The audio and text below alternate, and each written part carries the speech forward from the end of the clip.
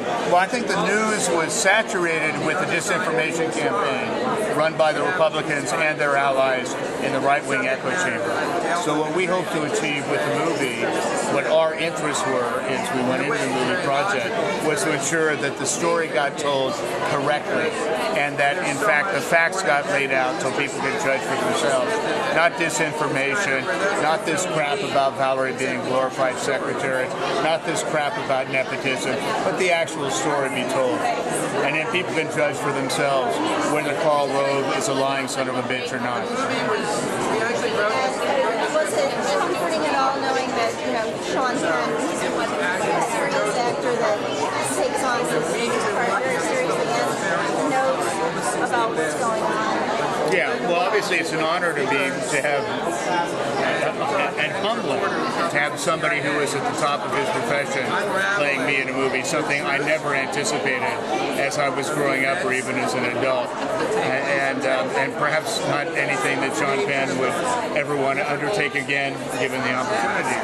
But I think the important thing about all of this is that the story is told in such a way that it reflects what actually happened, not how people fantasize about they would have liked what happened or what didn't happen. It's where there's spy thriller movies that try You've seen the rest, now you get a chance to see the best. You get to see the real story.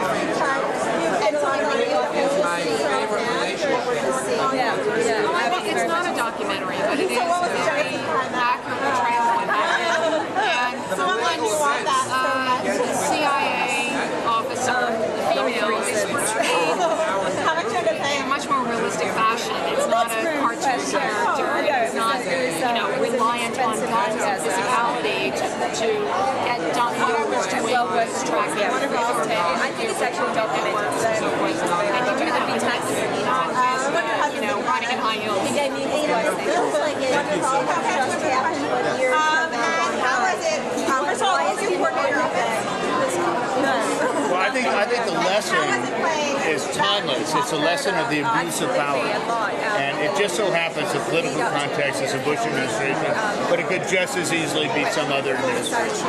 And the lesson in this is that if you are not willing to stand up and defend yourself and hold your government to account for what it says and does in your name, then you can assume that that government is going to abuse its power and engage in private political, certain officials will use their position to engage in private political vendettas.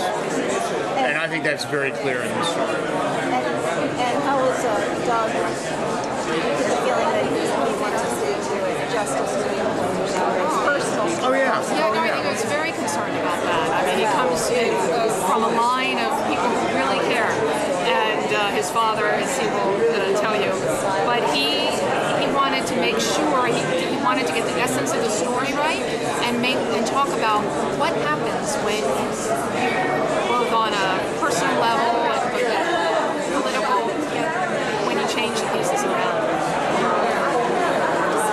Thank you. Thank you very much.